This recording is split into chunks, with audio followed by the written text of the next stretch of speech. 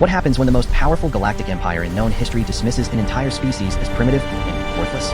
What occurs when beings who have conquered 1,000 worlds, enslaved countless civilizations, and ruled for millennia encounter a young race they believe poses no threat whatsoever? The Zephyrian Galactic Council had never been wrong about inferior species. Their advanced technology, superior intellect, and overwhelming military might had crushed every civilization that dared oppose them. For over 3,000 years, they had been the undisputed masters of the galaxy. Then, they met humanity. In the depths of space, on a small blue planet orbiting an unremarkable star, lived a species the Council barely acknowledged. Humans seemed weak, divided, and technologically backward. Their world appeared ripe for easy conquest, another simple addition to the Council's vast empire. The Zephyrians couldn't have been more catastrophically wrong. This is the story of how the mightiest galactic power ever known learned a lesson in humility from the species they underestimated most.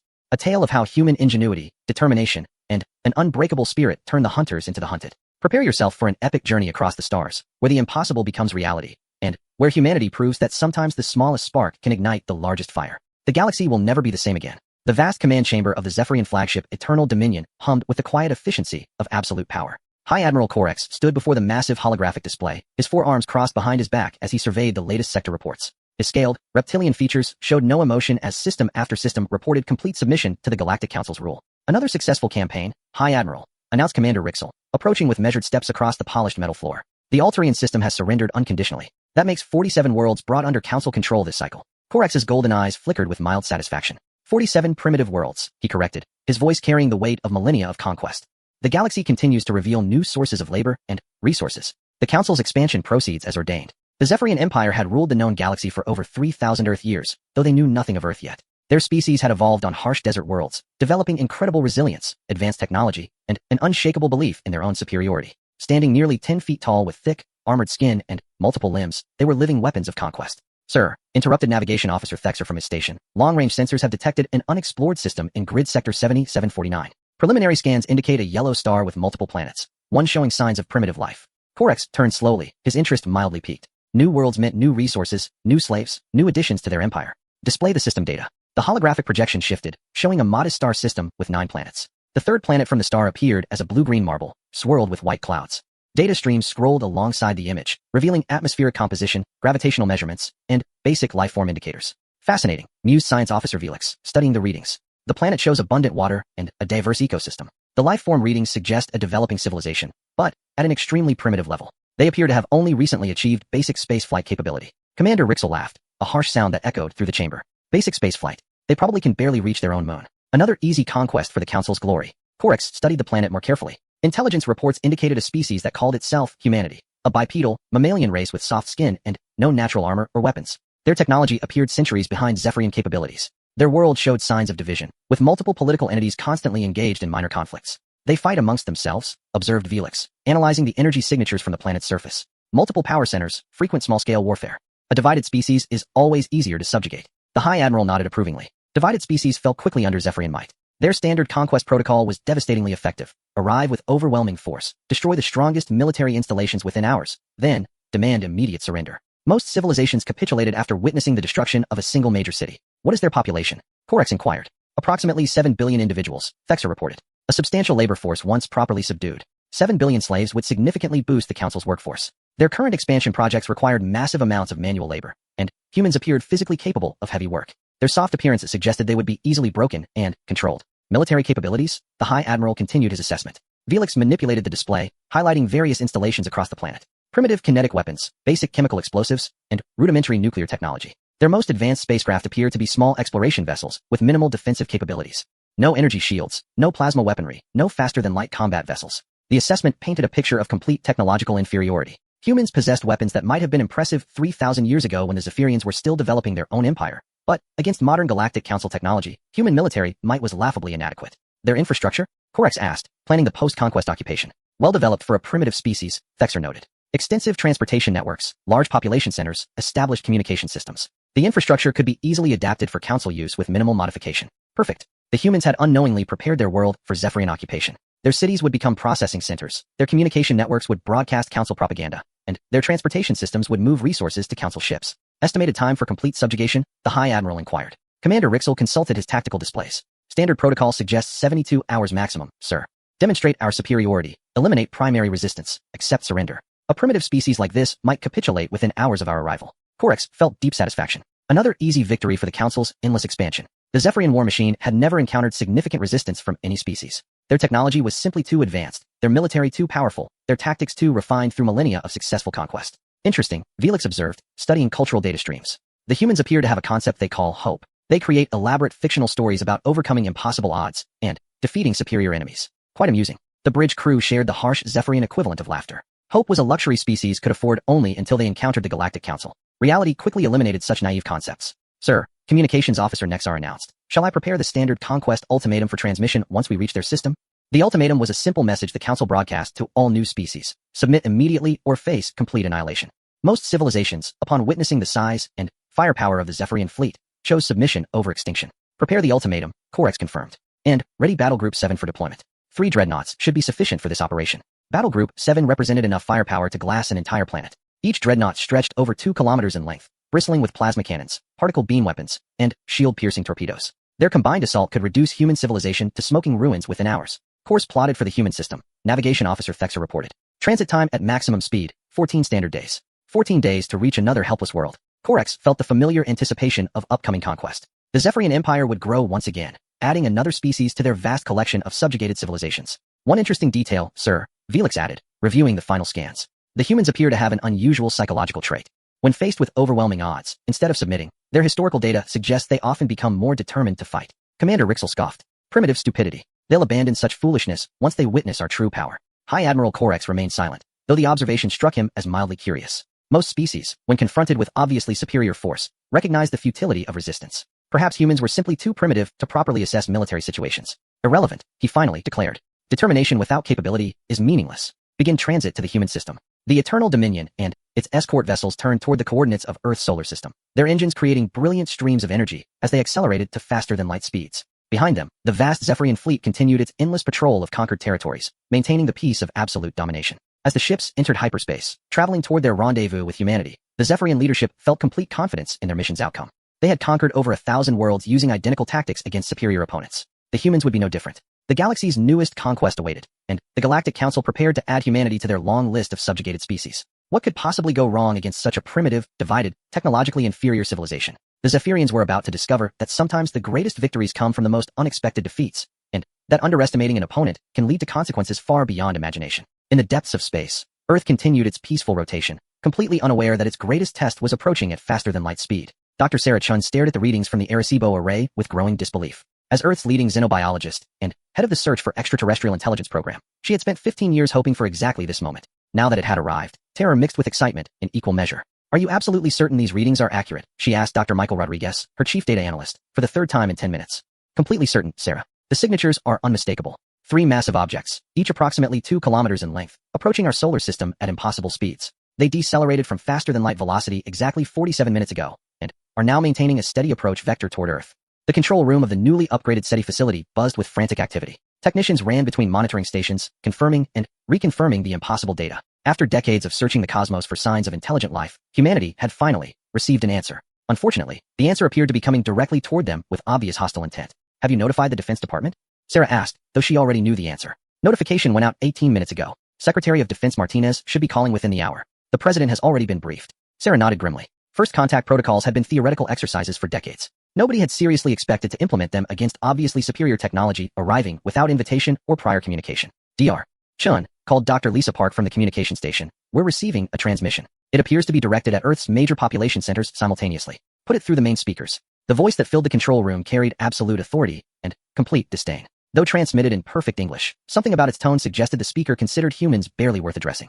Primitive inhabitants of the 3rd planet. I am High Admiral Corex of the Zephyrian Galactic Council. Your world has been selected for incorporation into our empire. You have exactly 72 hours to surrender unconditionally. Comply immediately, and your species will be preserved as a labor force. Resist, and face complete annihilation. This is your only warning. The transmission ended, leaving the control room in stunned silence. Sarah felt her mouth go dry. Humanity's first contact with extraterrestrial intelligence had just delivered an ultimatum for complete surrender or extinction. My God, whispered Dr. Rodriguez. They're not here for scientific exchange or peaceful contact. They're here to conquer us. Before Sarah could respond, her secure phone rang. The display showed it was Secretary Martinez calling from the Pentagon. Dr. Chun, I need a complete briefing on these alien vessels immediately. The President is convening an emergency session of the National Security Council in 2 hours. We need to know everything you can tell us about their capabilities. Mr. Secretary, based on their size and the technology required for faster-than-light travel, we're facing a civilization that's potentially thousands of years more advanced than us. Their ships alone represent engineering capabilities we can barely comprehend. Doctor, I need you to focus on tactical assessments, not philosophical implications. Can our weapons damage their ships? Do they have obvious vulnerabilities? What are their likely attack patterns? Sarah paused, considering how to explain the virtually impossible situation humanity faced. Mr. Secretary, asking if our weapons can damage their ships is like asking if a stone spear can damage a modern aircraft carrier. The technological gap appears insurmountable. Nevertheless, we're not surrendering without a fight. The President has authorized full military mobilization. Every available asset is being prepared for engagement. Within hours, the world transformed. News of the alien ultimatum spread across every communication network. Initial panic gave way to something unexpected. Humanity began to unite. Ancient enemies set aside territorial disputes. Political rivals collaborated on defense strategies. Religious leaders of all faiths called for cooperation against the common threat. At Cheyenne Mountain, General Patricia Hayes coordinated the largest military mobilization in human history. Every nuclear submarine, every strategic bomber, every missile defense system came online simultaneously. Naval fleets from every major power converged on strategic positions. The International Space Station was hastily evacuated while ground-based observatories tracked the approaching alien vessels. Status report. General Hayes demanded as military leaders from around the world participated via secure video conference. All available assets are operational, reported Admiral Thompson from the USS Ronald Reagan. Combined fleet strength includes 237 major combat vessels, over 400 fighter aircraft, and full nuclear deterrent capability. General Hayes nodded grimly. On paper, humanity's military might seem impressive. Against alien technology that could cross interstellar distances in days, it felt pathetically inadequate. General, interrupted Dr. Elizabeth Stone, the chief scientific advisor, I've been analyzing the alien transmission. There's something important you need to understand about their psychological profile. Go ahead, Doctor. The tone and content of their ultimatum suggests they've done this many times before. This isn't exploration or first contact. It's a routine conquest operation. They expect us to surrender immediately upon witnessing their superior technology. What does that tell us about their tactics? They're probably not expecting significant resistance. Species that routinely conquer primitive civilizations often become overconfident. They may not have prepared for determined opposition. General Hayes felt a spark of hope. Are you suggesting they might underestimate us? It's possible.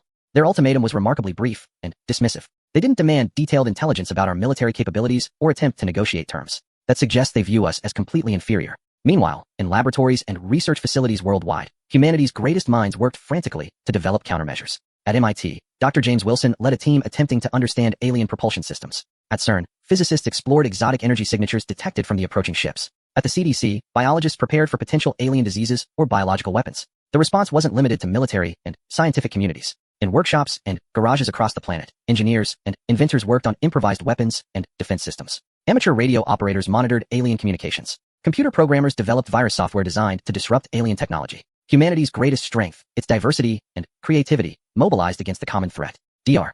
Chun, General Hayes called during an emergency briefing. What's your assessment of their arrival timeline? Based on their current approach vector and deceleration pattern, they'll reach Earth orbit in approximately 68 hours. That gives us just over 2.5 days to prepare. And their likely tactics upon arrival?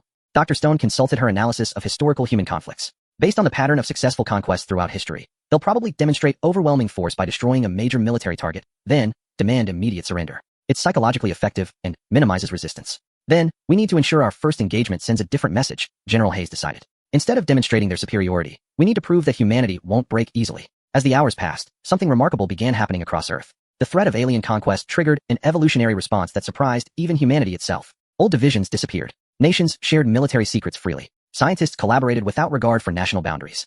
Engineers combined technologies in ways never before attempted. The most significant development came from an unexpected source. Dr. Yuki Tanaka, a quantum physicist at Tokyo University, made a breakthrough while analyzing the alien energy signatures. Their faster-than-light engines created detectable distortions in space-time that followed predictable patterns. General Hayes, Dr. Tanaka reported via emergency conference. I believe I've identified a potential vulnerability in their propulsion systems. The quantum field distortions required for faster-than-light travel create resonance frequencies that could be disrupted. In layman's terms, Doctor, if we can generate the right electromagnetic pulse at precisely the correct frequency, we might be able to disable their engines temporarily. It wouldn't destroy their ships, but it could trap them in normal space where our weapons might be more effective. How quickly can you develop this technology? We'll need every available particle accelerator and electromagnetic research facility on Earth working simultaneously. It's theoretically possible within 40 hours, but only if we can coordinate resources globally. General Hayes smiled grimly. 40 hours before the aliens arrived, humanity's greatest gamble was about to begin. Dr. Tanaka, you have unlimited resources and complete international cooperation. Make it happen. As Earth prepared for its greatest battle, the Zephyrian fleet continued its confident approach. High Admiral Corex felt no concern about the primitive planet ahead. His ships had conquered civilizations far more advanced than humanity appeared to be. Soon, the galaxy would witness either humanity's complete subjugation or the most shocking upset in galactic history. The countdown to first contact had begun, and neither side fully understood what they were about to face. High Admiral Corex stood on the bridge of the Eternal Dominion as Earth grew larger in the main viewport. The blue-green planet looked exactly like every other primitive world the Zephyrian Empire had conquered, beautiful, defenseless, and completely unaware of its fate. His 3 dreadnoughts maintained perfect formation as they approached the optimal orbital position for demonstrating overwhelming superiority. All systems nominal, High Admiral, reported Commander Rixel. Weapons charged, shields at maximum, scanning complete. The primitive vessels attempting to intercept us posed no threat whatsoever. Through the massive viewport, Corex could see the pathetic human attempt at defense. Dozens of small spacecraft had launched from the planet's surface, along with primitive orbital installations that looked like metal frameworks held together with hope and desperation. The largest human vessel measured perhaps 300 meters, barely the size of a Zephyrian escort shuttle. Sir, announced Weapons Officer Drax, preliminary target analysis complete. Recommend destroying the human fleet first to demonstrate our superiority, then eliminate one major population center to ensure rapid surrender. The standard Zephyrian conquest protocol had never failed. Show the primitives their weapons were useless, destroy something important to prove the invaders could annihilate everything, then accept inevitable surrender. Most species capitulated within hours. Excellent, Corex approved. Begin with their largest military vessel. A single plasma burst should be sufficient. The Eternal Dominion's primary weapon systems came online with a low harmonicom that resonated through the massive ship. Targeting computers locked onto the USS Gerald Ford, the largest aircraft carrier humanity had managed to get into space using hastily modified propulsion systems. Target acquired and locked, Drax confirmed. Firing. A brilliant stream of superheated plasma erupted from the dreadnought's main cannon, crossing the distance between ships in seconds. The weapon carried enough energy to vaporize a small moon. Against the primitive human vessel, it should have resulted in instant and complete annihilation. Instead, something impossible happened. The plasma stream struck the human ship and dispersed. Instead of cutting through the hull like a blade through paper, the energy scattered across what appeared to be some kind of deflector field surrounding the vessel. What? Drax stared at his readings in confusion. Sir, the energy discharge was completely absorbed. The human vessel shows no damage. Corex felt his first moment of concern in over a century of conquest. Impossible. Scan that vessel again. How are they deflecting plasma weapons? Science Officer Velix worked frantically at his station. Sir, the human ship is generating an electromagnetic field with quantum characteristics I've never encountered. It's actually converting our plasma energy into harmless electromagnetic radiation. Before Corex could respond, the human communications array crackled to life. A female human voice filled the Zephyrian bridge, speaking with calm determination that seemed completely inappropriate for a primitive species facing superior alien technology. This is General Patricia Hayes, Commander of Earth Defense Forces. Your attack on our vessel constitutes an act of war. You are ordered to withdraw from Earth orbit immediately or face the consequences. Commander Rixel laughed harshly. The primitive dares to threaten us? Shall we demonstrate what real firepower looks like? Yes, Corex decided grimly. All 3 ships concentrated fire on that vessel. Full power. The 3 Zephyrian dreadnoughts opened fire simultaneously. Streams of plasma, particle beams, and exotic energy weapons that could crack planets converged on the human carrier. The combined assault represented enough firepower to sterilize the surface of a small world. The energy struck the human ship, and once again dispersed harmlessly across the mysterious deflector field. Not only did the vessel survive the barrage, but its field seemed to grow stronger, glowing brighter with each impact. Impossible, Felix exclaimed. They're not just deflecting our weapons, they're absorbing the energy and using it to strengthen their defenses.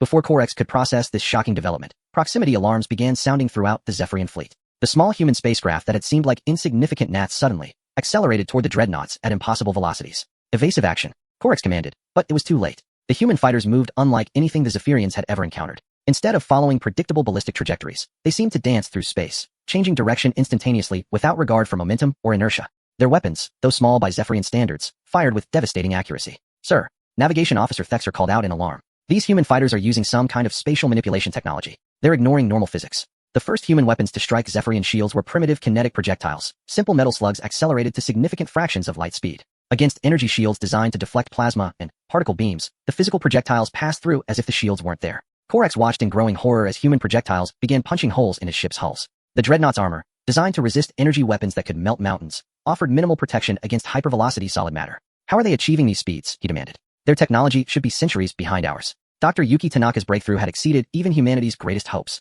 By studying the quantum distortions created by Zephyrian faster-than-light engines, human scientists had stumbled upon principles of space-time manipulation that the aliens themselves hadn't fully explored.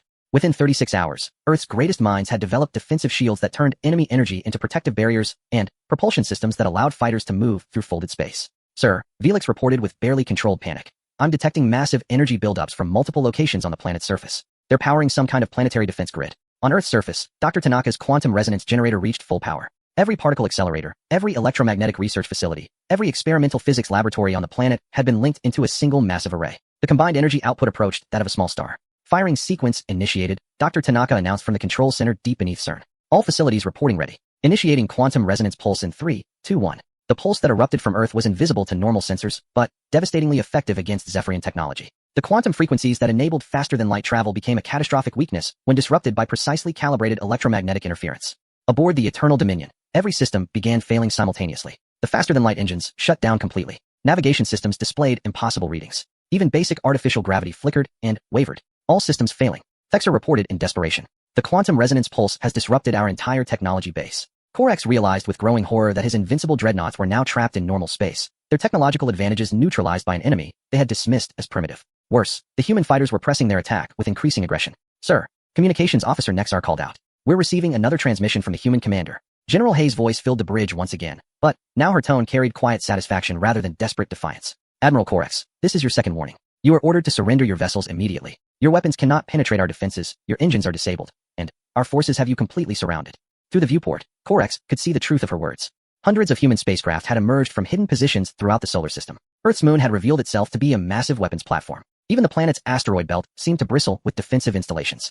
This is impossible, he whispered. How did primitives develop such technology so quickly? Felix studied his readings with academic fascination despite the dire situation. Sir, I believe they didn't develop this technology at all. They improvised it. These systems show signs of being assembled from completely unrelated equipment in a matter of hours. The truth was even more remarkable than Felix realized. Humanity's greatest asset wasn't advanced technology, it was adaptability. When faced with impossible odds, humans didn't surrender. They improvised, innovated, and found solutions that more rigid thinking couldn't imagine. Dr. Sarah Chun had coordinated biological warfare research. Dr. James Wilson had weaponized Earth's industrial base. Dr. Elizabeth Stone had turned humanity's diversity into its greatest tactical advantage. In 72 hours, the species the Zephyrians had dismissed as primitive had transformed their entire civilization into a weapon system. Admiral, Commander Rixel asked quietly, what are your orders? Corax stared at the impossible scene before him. 3 dreadnoughts that had conquered 1,000 worlds were now helpless against a species that had achieved spaceflight only decades ago. Every assumption about primitive civilizations lay in ruins around him. Sir, Nexar reported, the humans are hailing us again. This is your final warning, General Hayes announced. Surrender now, or face the full power of Earth's defenses.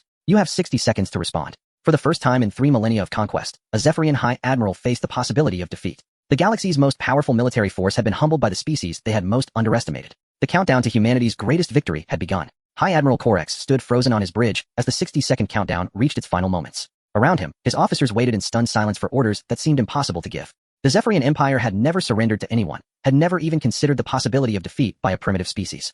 30 seconds remaining, Communications Officer Nexar announced quietly. Through the main viewport, Corax could see the impossible sight of human fighters maintaining perfect formation around his crippled dreadnoughts. These weren't the panicked, desperate moves of primitives facing annihilation. These were the precise, coordinated tactics of a military force that had achieved complete tactical superiority. Sir, Science Officer Felix reported, his voice filled with reluctant admiration. I've completed my analysis of their defensive technology. The humans didn't just copy our quantum field principles, they improved them. Their energy absorption shields are actually more efficient than anything in our databases. Commander Rixel turned to face his admiral. Sir, with respect, we must consider our options carefully. Our ships are disabled, our weapons ineffective, and we're completely surrounded. Perhaps negotiation? The word hung in the air like a curse. Zephyrians didn't negotiate. They conquered, or they retreated to return with overwhelming force. But retreat required functional faster-than-light engines, and those remained completely disabled by the human quantum pulse. 15 seconds. Nexar continued the countdown. Corax closed his golden eyes and made the most difficult decision of his 300-year military career. Open a communication channel to the human commander.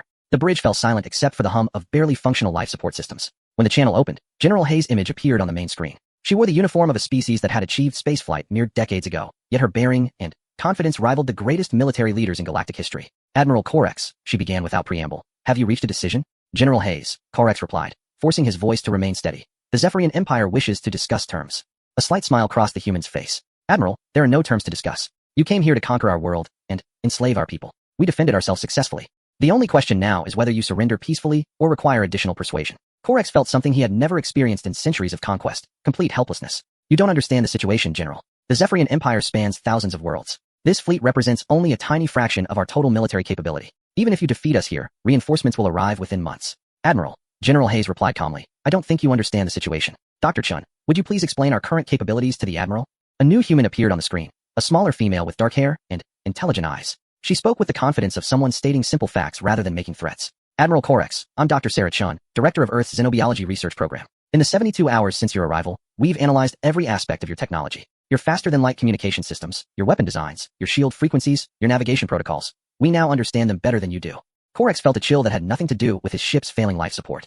Impossible. Our technology is the result of millennia of development. Your technology, Dr. Chun continued, is incredibly advanced but also incredibly rigid. You've perfected systems that work exactly as designed, but you've lost the ability to innovate or adapt. When we disrupted your quantum field generators, you couldn't compensate because your thinking has become as inflexible as your technology.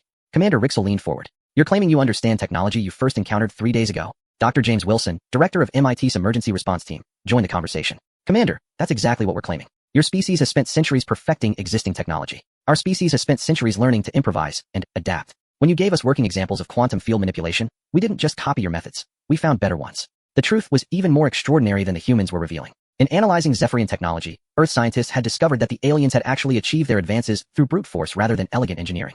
Their faster-than-light engines required massive amounts of energy because they hadn't developed efficient quantum field equations. Their weapons were powerful but wasteful. Their shields were strong but inflexible. Human scientists, approaching the same problems with fresh perspectives and no preconceived limitations, had found solutions that were simpler, more efficient, and more effective. In 72 hours, humanity had not only matched Zephyrian technology, but surpassed it. Admiral, General Hayes continued, you mentioned reinforcements. Are you referring to the 3 additional battle groups currently en route to this system? Korex stared at her in shock. How could you possibly know about classified fleet movements? Because, Admiral, we've been monitoring all Zephyrian communications for the past 18 hours. Dr. Park, please explain. Dr. Lisa Park, Earth's new director of Xena Communications, appeared on screen. Admiral, your faster-than-light communication array uses quantum entanglement principles that we've now mastered. We're not just intercepting your messages. We're actively monitoring all Zephyrian military communications throughout this sector of the galaxy. The implications hit Korex like a physical blow. If the humans could intercept all Zephyrian communications, they knew the location of every ship, every base, every strategic resource in this region of space. The tactical advantage was beyond calculation. Moreover, Dr. Park continued, we've been broadcasting detailed reports of this engagement to every other species in your empire. The entire galaxy now knows that 3 Zephyrian dreadnoughts were defeated by a primitive species using improvised weapons. Commander Rixel's voice cracked with desperation. You're bluffing. No primitive species could achieve such capabilities so quickly. General Hayes nodded to someone off-screen, and the tactical display changed to show real-time positions of ships throughout the local galactic region. Zephyrian vessels appeared as red indicators, while newly active human monitoring stations appeared as green dots. The green dots outnumbered the red ones by a staggering margin. Commander, General Hayes explained, in the past 18 hours, we've deployed over 2,000 monitoring stations throughout this sector. We've also transmitted detailed technical specifications for our new defensive technology to 47 different species currently under Zephyrian occupation. The display showed communication streams flowing from Earth to dozens of worlds throughout the galaxy. Each stream carried complete technical blueprints for quantum, field manipulation, energy absorption shields, and spatial displacement engines. Korax realized with growing horror that humanity hadn't just defeated his fleet, they had triggered a galaxy-wide revolution. Every species the Zephyrians had conquered now possessed the technology to resist effectively. Sir, Science Officer Velix whispered, if those technical specifications are accurate, every slave world in the Empire could potentially rebel successfully. The humans have just destabilized our entire civilization. Admiral, General Hayes said, her tone becoming more formal. The Earth Defense Council is prepared to offer the Zephyrian Empire a choice.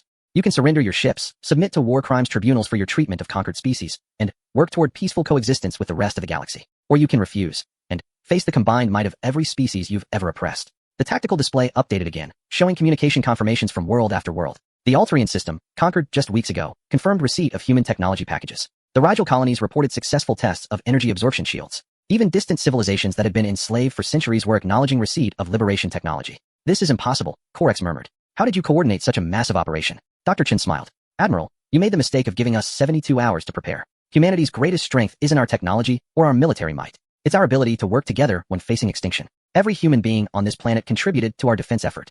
The truth was staggering. In less than 3 days, 7 billion humans had transformed their entire civilization.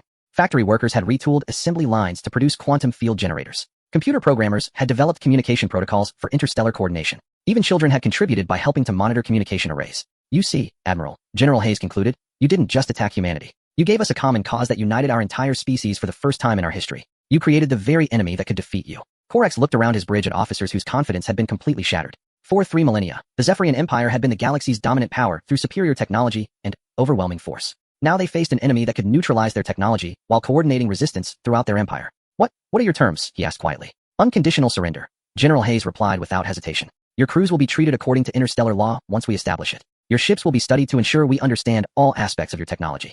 And you will stand trial for crimes against every species you've conquered. Sir, Communications Officer Nexar interrupted urgently. I'm receiving emergency transmissions from Fleet Command. Reports of uprisings on 17 worlds. Multiple requests for immediate reinforcement. The Zephyrian Empire was collapsing in real time, brought down not by superior military force, but by the simple act of sharing knowledge. Humanity's greatest weapon wasn't technology. It was the idea that information should be free, that species should cooperate, and that bullies eventually face the consequences of their actions. High Admiral Korex, conqueror of 1,000 worlds, faced the first defeat in Zephyrian history. 6 months after the surrender of the Zephyrian fleet at Earth, Dr. Sarah Chun stood before the newly constructed Galactic Assembly on Luna Station. Representatives from over 200 species filled the massive chamber, creating a spectacle of diversity that would have been unimaginable under Zephyrian rule. The irony wasn't lost on her that humanity's moon, once considered a primitive achievement in spaceflight, now hosted the galaxy's most important political institution. The transformation has been remarkable, she reported to the assembled delegates. In the 6 months since Earth shared quantum field manipulation technology with oppressed species, we've documented successful liberation movements on over 400 worlds.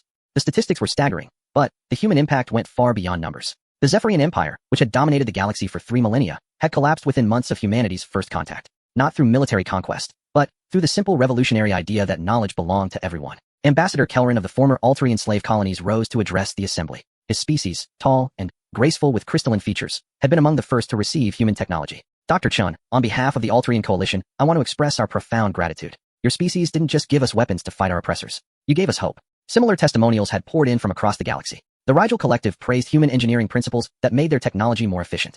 The Proxima Alliance credited human communication protocols with enabling unprecedented cooperation between former enemy species. Even species that had never been under direct Zephyrian rule requested access to human innovations. The real transformation, Dr. Chun continued, isn't technological. It's philosophical. Humanity introduced the concept that scientific advancement should benefit all sentient life, not just those with superior military force. High Admiral Corex, now prisoner but treated with dignity according to human-established protocols, watched the proceedings from a secure observation area. His golden eyes, once filled with imperial arrogance, now showed something approaching understanding. General Hayes had insisted that former Zephyrian leadership observe the assembly proceedings as part of their rehabilitation. Admiral Dr. Elizabeth Stone, now serving as Earth's ambassador to former Zephyrian territories, addressed him during a recess. Your thoughts on the proceedings? Corex considered his response carefully. 6 months of captivity had given him time to study human civilization extensively. What he had discovered challenged every assumption about primitive species that the Zephyrian Empire had held. Your species, he said slowly, approaches problem-solving in ways we never considered. When faced with superior force, you didn't seek to become more powerful. You sought to make power irrelevant through cooperation. Dr. Stone nodded. That's an insightful observation, Admiral. Humanity learned long ago that our individual weakness became collective strength when we worked together. We simply applied that principle on a galactic scale. The truth was even more profound than most species realized. Humanity's victory over the Zephyrians hadn't been a military triumph. It had been an evolutionary leap. For the first time in galactic history, a species had demonstrated that cooperation could overcome conquest, that sharing knowledge could defeat hoarding power. Dr. Chun, called Representative Voxer of the Centauri Federation, could you elaborate on humanity's long-term vision for galactic civilization? Sarah smiled. The question had been anticipated and extensively debated among Earth's leadership. Representative Voxer, humanity doesn't seek to replace Zephyrian dominance with human dominance. We propose something that's never been attempted on this scale, a truly cooperative galactic civilization. The chamber buzzed with discussion. The concept seemed almost impossibly idealistic to species that had known only conquest or subjugation for millennia. The Galactic Cooperation Protocol, Dr. Chun continued, would establish principles that we believe can prevent future conflicts. First, no species may impose its will on another through force. Second, scientific and technological advances must be shared freely with all member species. Third, disputes will be resolved through mediation rather than warfare. Ambassador Thrix of the Vegan Territories, a reptilian species that had successfully thrown off Zephyrian rule, expressed skepticism. Dr. Chun, while we appreciate humanity's idealism, how can such principles be enforced? What prevents a species from developing superior technology and using it for conquest? The question struck at the heart of galactic politics. For thousands of years, technological advantage had meant military dominance. The species that developed better weapons inevitably conquered those with inferior ones. Ambassador Thrix, Dr. James Wilson responded from the human delegation. The answer lies in the nature of scientific advancement itself. True innovation requires diverse perspectives, open collaboration, and free exchange of ideas. A species that hoards knowledge eventually stagnates technologically. Wilson gestured to the assembled delegates. Look at this chamber. We have representatives from species with radically different evolutionary backgrounds, environmental adaptations, and cognitive approaches. Each species brings unique perspectives to scientific problems. Cooperation doesn't just prevent conflict, it accelerates advancement for everyone. The practical evidence supported Wilson's argument. In just 6 months of cooperative research, mixed species teams had achieved breakthroughs that would have taken individual species decades to accomplish. Crystalline Alterian mathematics combined with human adaptability had revolutionized quantum computing. Gaseous Rigel environmental sciences merged with human biological research had solved problems in terraforming. Even former Zephyrian engineering principles, when freed from military applications, contributed to peaceful infrastructure projects. High Admiral Corex found himself nodding unconsciously. The Zephyrian Empire had become technologically stagnant precisely because it discouraged innovation. When you possessed overwhelming military superiority, there was little incentive to develop better solutions. Conquest was easier than creation. Admiral, General Hayes approached during another recess. Dr. Stone mentioned you've been studying human civilization. What conclusions have you reached? Corex stood respectfully, a habit that surprised him. 6 months earlier, he wouldn't have shown such courtesy to any primitive species. General, I believe I understand why humanity succeeded where the Zephyrian Empire ultimately failed. Please explain. The Zephyrian Empire sought to impose order through dominance. We conquered worlds, enslaved species, and extracted resources. But conquest is ultimately parasitic. It consumes without creating. Humanity, by contrast, seeks to create order through cooperation. You build rather than take, share rather than hoard, unite rather than divide. General Hayes nodded thoughtfully. That's remarkably perceptive, Admiral. But, I'm curious, what does that suggest about the future? It suggests, Korex replied slowly, that humanity's approach is not just morally superior, but practically more effective. A galactic civilization based on cooperation will ultimately prove more stable, more prosperous, and more innovative than one based on conquest.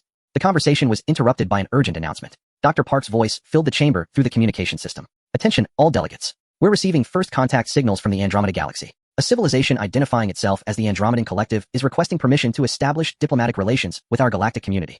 The chamber fell silent. Contact with extragalactic civilizations had been theoretical until this moment. The implications were staggering. Humanity's cooperative principles were about to be tested on an unprecedented scale. Dr. Chun, Ambassador Kelleran called out.